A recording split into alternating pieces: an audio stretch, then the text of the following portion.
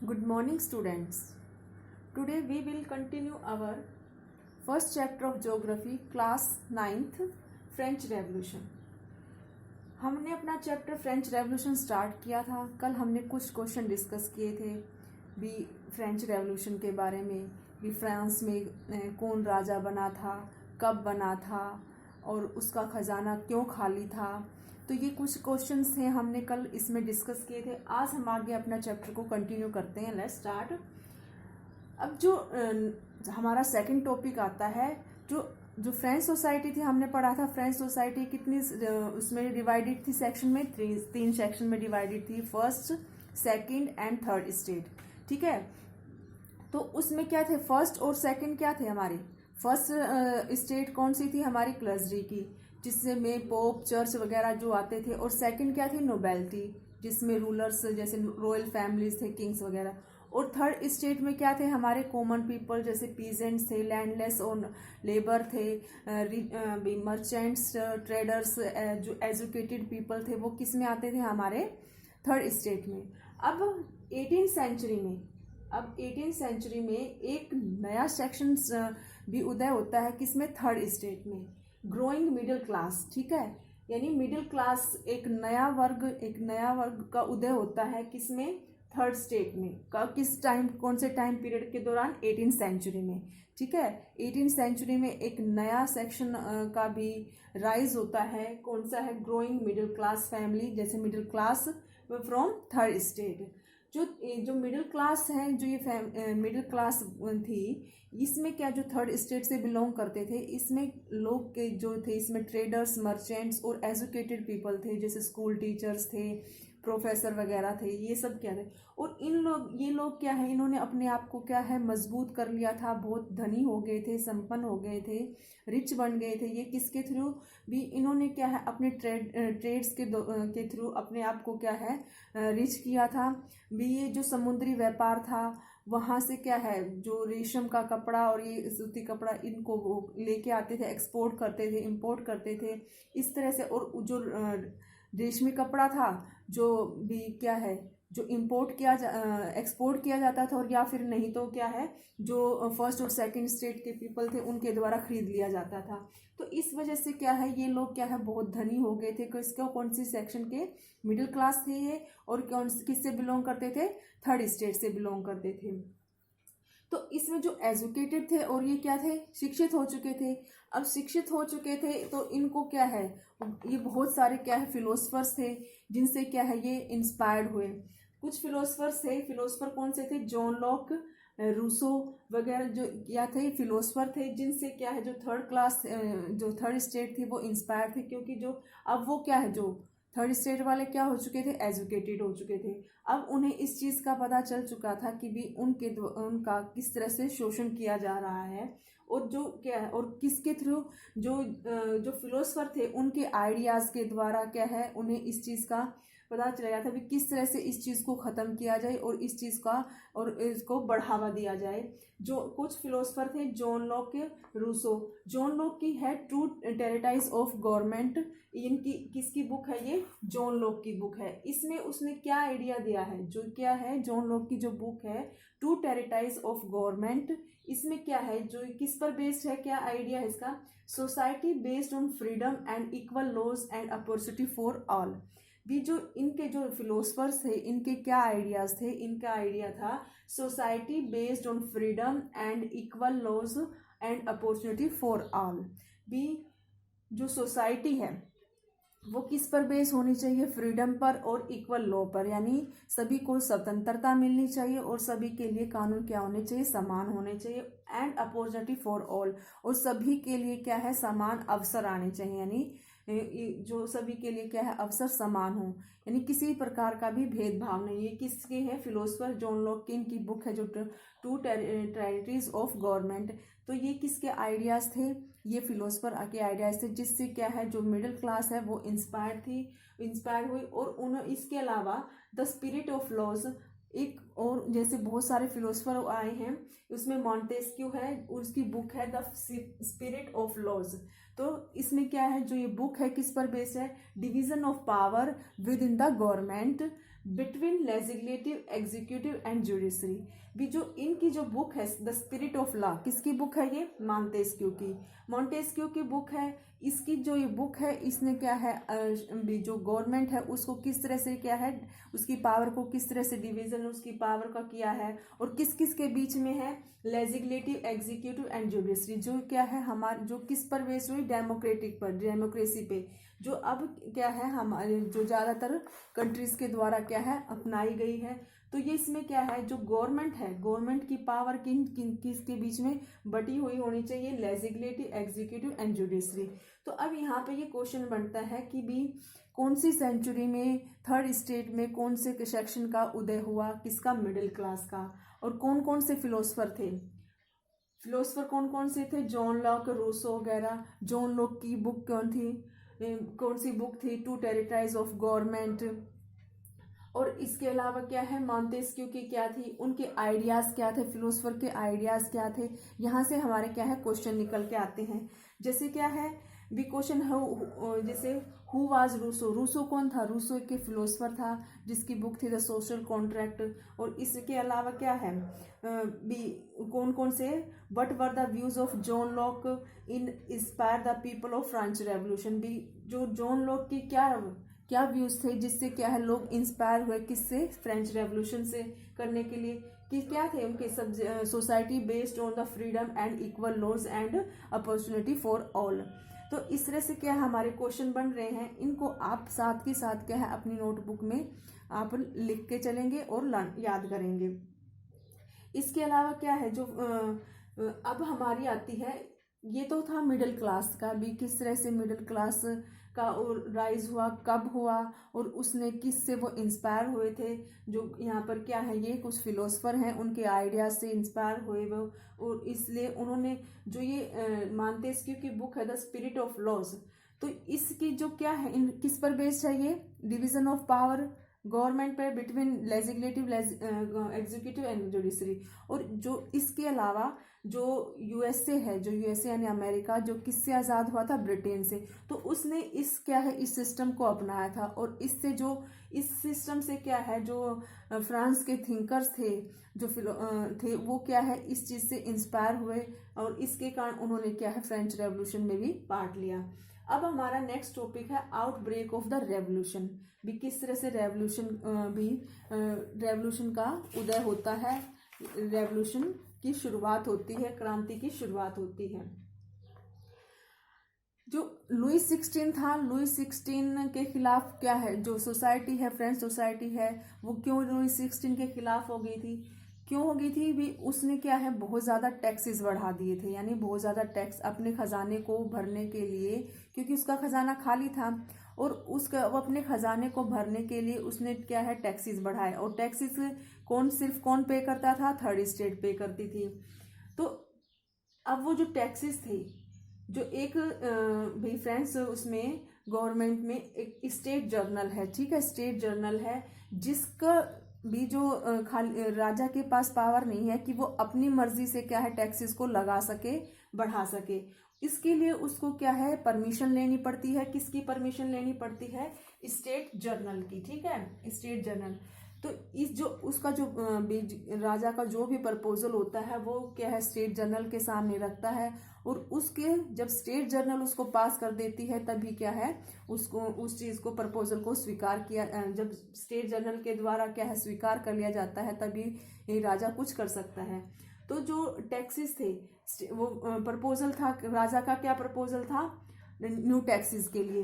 तो उसने इस प्रपोजल को किसके सामने रखा? स्टेट जर्नल के सामने रखा। और जब स्टेट जर्नल इसको पास कर देती है भी न्यू टैक्सेस के जो है पास प्रपोजल फॉर न्यू टैक्सेस, उसको पास कर दिया जाता है, तो उसके बाद क्या है टैक्सेस बढ़ाए जा सकते हैं। और इसकी जो स्टेट जर्नल की लास्ट मीटिंग कब ली गई थी? लास्ट मीटिंग हुई थी 1614 में। तो यहाँ पर भी क्वेश्चन है, ये 1 मार्क्स के लिए क्वेश्चन आता है कि भी स्टेट जर्नल की लास्ट मीटिंग कब हुई थी? तो लास्ट मीटिंग हुई थी 1614 में। और अब लुई 16 के द्वारा मीटिंग बुलाई जाती है। किस रीजन के लिए मीटिंग बुलाई जाती है? टैक्सेस को लगाने के लिए, नए टैक्सेस लगाने के लिए मीटिंग बुलाई जाती है। कब बुलाई जाती है? 5 मई 1789 को वर्साइल के हॉल में, एक बड़े हॉल में, वर्साइल का महल है उसका, और उसके एक बड़े हॉल में ये मीटिंग बुलाई जाती है। किसकी मीटिंग बुलाई जाती है? स्टेट जर्नल की मीटिंग बुलाई जाती है। और कब बुलाई जाती है? 5 मई 1789 को। और किसके द्वारा बुलाई जाती है ये? लुई 16 के द्वारा। कौन था लुई 16? लुई 16 क्या था? फ्रांस का राजा था। तो इसमें जब बुलाई जाती है मीटिंग स्टेट जर्नल की, तो इसमें जो तीनों सेक्शन हैं, फर्स्ट स्टेट, सेकंड और थर्ड स्टेट, तीनों के रिप्रेजेंटेटिव इसमें पार्ट लेते हैं। और इसमें जो फर्स्ट और सेकंड स्टेट के क्या है 300 रिप्रेजेंटेटिव होते हैं, और थर्ड स्टेट के क्या होते हैं 600 रिप्रेजेंटेटिव इसमें पार्ट लेते हैं। और क्या है, जो पीजेंट्स हैं, वुमेन और आर्टिशियंस हैं, इनको क्या है इसमें एंट्री नहीं दी जाती। किसकी मीटिंग में? स्टेट जर्नल की मीटिंग्स में इनकी क्या होती है? एंट्री नहीं होती, यानी इनकी मनाही होती है मीटिंग में जाने की। कौन कौन किसकी है? पीजेंट्स, वुमेन्स एंड आर्टिशियंस को क्या है स्टेट जर्नल की मीटिंग में भाग लेने का अधिकार नहीं होता। और जो इनके रिप्रेजेंटेटिव हैं भी, सभी का क्या है भी रिप्रेजेंटेटिव भी, सबको वोट देने का जो है, जितने जो है कि भी सबको वोट का अधिकार था। लेकिन क्या है, जो थर्ड स्टेट के द्वारा ये डिमांड की जाती है कि ईच वुड हैव 1 वोट, भी सभी मेंबर्स को वोट का अधिकार दिया जाए। यानी जो रूल था कि भाई स्टेट जर्नल के नियमों के अनुसार भी प्रत्येक वर्ग को एक मत देने का अधिकार है। और इसके कारण क्या है, लुई 16 इस रूल के ऊपर अड़ा हुआ था। और जो थर्ड स्टेट वाले लोग थे वो डिमांड कर रहे थे कि भी अब की बार पूरी जो स्टेट जर्नल है, पूरी जो सभा है, उसमें मतदान करवाया जाए।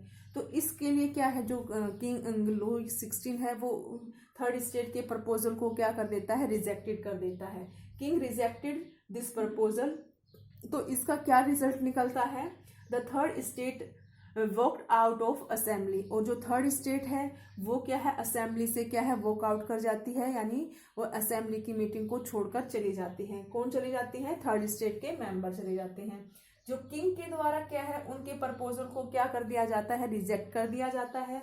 और इसका क्या रिजल्ट निकलता है? जो थर्ड स्टेट के जो रिप्रेजेंटेटिव हैं वो यानी असेंबली का बॉयकॉट कर देते हैं, वो वॉकड आउट हो जाते हैं वहां से, यानी उसको छोड़कर चले जाते हैं।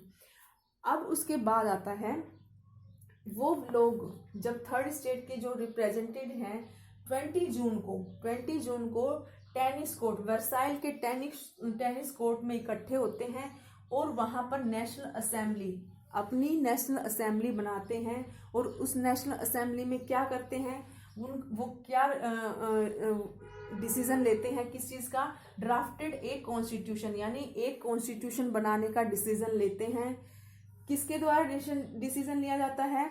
जो थर्ड स्टेट के रिप्रेजेंटेटिव थे, जिन्होंने स्टेट जर्नल का क्या कर दिया था? वॉकआउट कर दिया था। और फिर वो कहाँ पर 20 जून को कहाँ इकट्ठा होते हैं? टेनिस कोर्ट में, वर्साइल के टेनिस कोर्ट में जाते हैं, जहां पर वो नेशनल असेंबली बनाते हैं, अपनी नेशनल असेंबली बनाते हैं।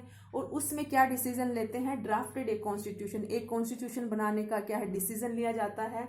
और इस चीज को इनको क्या है लीड किया जाता है। किसके द्वारा लीड किया जाता है? मिराबे। ठीक है, 2 पर्सन हैं जिनके द्वारा जिसको लीड किया जाता है। मिराबे ही वह पर्सन है जो किससे बिलोंग करता है? नोबल फैमिली से बिलोंग करता है। जो मिराबे है वो नोबल फैमिली से बिलोंग करता है, यानी सेकंड स्टेट से बिलोंग करता है। और सेकंड है आबे सीए, जो क्या है एक प्राइज्ड है। और वो क्या है, वो किस चीज को सपोर्ट कर रहे हैं? थर्ड स्टेट को सपोर्ट कर रहे हैं। क्या वो ये जो दोनों हैं, जो 2 पर्सन हैं जो किस अलग अलग फर्स्ट और सेकंड स्टेट से बिलोंग करते हैं, तो ये क्या है किसको लीड कर रहे हैं? थर्ड स्टेट को। और किस चीज को लिए क्या भी इन लोगों का मानना है कि भी सभी लोगों को क्या है, किसी को भी विशेष अधिकार नहीं मिलने चाहिए, सभी को क्या है समान अधिकार मिलने चाहिए। और जो आबे सियाई है उसका एक क्या है, वो एक पैम्पलेट निकालता है, उसका नाम क्या है? थर्ड स्टेट के नाम से एक पैम्पलेट निकाला जाता है, यानी एक प्रपत्र होता है जिसमें क्या थर्ड स्टेट की उसके उसमें बताया जाता है भी किस तरह से लोगों को का भी क्या है शोषण किया जा रहा है, इसको किस तरह से खत्म किया जाना चाहिए। तो आबे सियावी का कौन सा पैम्पलेट है? Third third state. ठीक है, किसके द्वारा लिखा गया है ये? आबे सियाई के द्वारा, और जो एक क्या है, प्राइस है यानी पादरी है, और फर्स्ट स्टेट से बिलोंग करता है। अब लुई 16 क्या है, तो इसका क्या रिजल्ट आता है? तो भी इसमें क्या आता है कि भी जब ये जो नेशनल असेंबली है अपना कॉन्स्टिट्यूशन के लिए क्या है ड्राफ्ट कर रही थी, तो इसके साथ साथ क्या है, जो गांव है, जो कंट्री साइड है, वहां पर क्या है, उनके बीच में क्या है, अफवाह फैल जाती है कि भी जो बड़े बड़े जो लैंड ओनर्स हैं, भी जमींदार हैं, ताल्लुकदार हैं, उन्होंने क्या है, ग्रामीणों के बीच में यह अफवाह फैल जाती है कि भी उन्होंने क्या है, कुछ लठैतों को क्या है हायर कर लिया है, ताकि भी वो उनको क्या है मारने के लिए, उनकी फसलों को खराब करने के लिए वो क्या है गांव की तरफ आ रहे हैं। तो इसके कारण क्या है, वो जो पीजेंट्स हैं वो किस पर अटैक कर देते हैं, जो नोबल्स हैं उनके क्या है बड़े बड़े जो महल हैं, घर हैं, उन पर अटैक कर देते हैं, उनके गोदामों को लूट लेते हैं, और जो लगान संबंधी जो भी डॉक्यूमेंट्स होते हैं उनको जला दिया जाता है। तो और क्या है, जो नोबल्स हैं उन नोबल्स को क्या है अपने घरों को छोड़कर भागना पड़ता है, कईयों को क्या है पास की कंट्री में क्या है शरण लेनी पड़ती है। और इसके साथ ही जो फ्रेंच रेवोल्यूशन है एक मिसअंडरस्टैंडिंग के कारण हुई थी। इसके साथ ही क्या है, जो लुई 16 है वो अपनी सेना को आदेश देता है पेरिस में जाने के लिए कि भी आप वहां पर जाकर देखो भी किस तरह से क्या कंडीशन हो रही है। तो इसके कारण वहां पर भी लोगों को गलतफहमी हो जाती है कि भी राजा के द्वारा भी सेना भेज दी गई है हम पर अटैक करने के लिए। तो इस तरह से क्या है, लोग भी क्या है बहुत गुस्सा, उनके अंदर गुस्सा भर जाता है, किसके प्रति? राजा के प्रति, किसी लुई 16 के प्रति। तो इस तरह से क्या है, मिसअंडरस्टैंडिंग के कारण क्या है, बहुत सारी भी ये फ्रेंच रेवोल्यूशन होती है। तो जब पीजेंट्स के द्वारा क्या है नोबल्स के गोदामों को, उनके घरों को लूट लिया जाता है, तोड़ फोड़ की जाती है, तो इस तरह की जो हिंसा को देखकर जो लुई 16 है उसको आखिर में क्या करना पड़ता है, नेशनल असेंबली को क्या है एक्सेप्ट करना पड़ता है। किसके द्वारा बनाई गई थी? वो थर्ड स्टेट के द्वारा बनाई गई थी। तो लुई 16, अब क्वेश्चन हमारा ये बनता है कि भी जो लुई 16 भी मेंशन कीजिए आप, mention any 3 changes that were brought by the National Assembly which was recognized by the King Louis 16 in 1789। भी जो 1789 में जो नेशनल असेंबली बनाई गई थी उसके कारण क्या है, भी क्या क्या चेंजेस आए थे। ठीक है, क्या क्या चेंजेस हुए थे, यहाँ पर हमारा क्वेश्चन ये बनेगा, mention any 3 changes that were brought by the national assembly. भी नेशनल असेंबली के द्वारा बनाने के बाद क्या क्या चेंजेस आए थे। तो हमारा जैसे फर्स्ट क्या बनता है, Louis 16 accepted national assembly and his principle that his power would from now to be checked by a constitution. First change क्या आया, भी जो लुई 16 के द्वारा नेशनल असेंबली को क्या एक्सेप्ट कर लिया जाता है, और उसके जो सिद्धांत थे, जो उसके प्रिंसिपल थे, कि भी उसकी पावर को अब किसके द्वारा चेक किया जाएगा, बाय ए कॉन्स्टिट्यूशन के द्वारा। तो पहला चेंज क्या हुआ, लुई 16 के द्वारा क्या है नेशनल असेंबली को क्या कर लिया गया, एक्सेप्ट कर लिया गया, और उसकी पावर, और ये भी मान लिया गया कि भी जो उसकी पावर है, किसकी पावर, राजा की पावर, राजा की पावर को अब किसके द्वारा चेक किया जाएगा, कॉन्स्टिट्यूशन के द्वारा। जो कॉन्स्टिट्यूशन किसके द्वारा बनाया गया है, नेशनल असेंबली के द्वारा। और सेकंड चेंज क्या है, 4 August 1789 assembly pass a decree abolishing the feudal system and taxes. और क्या है, जब ये असेंबली होती है 4 अगस्त 1789 को जब असेंबली बन जाती है, तो असेंबली के द्वारा एक क्या है भी इसको हम कह सकते हैं कानून पास किया जाता है कि भी जो फेडरल सिस्टम है, फेडरल सिस्टम यानी सामंतवाद का जो सिस्टम है, और टैक्सेस को क्या किया जाएगा, खत्म कर दिया गया था। जो फेडरल सिस्टम है यानी सामंतवाद को, और जो टैक्सेस थे उन सबको क्या है खत्म कर दिया गया, किसके द्वारा, असेंबली के द्वारा।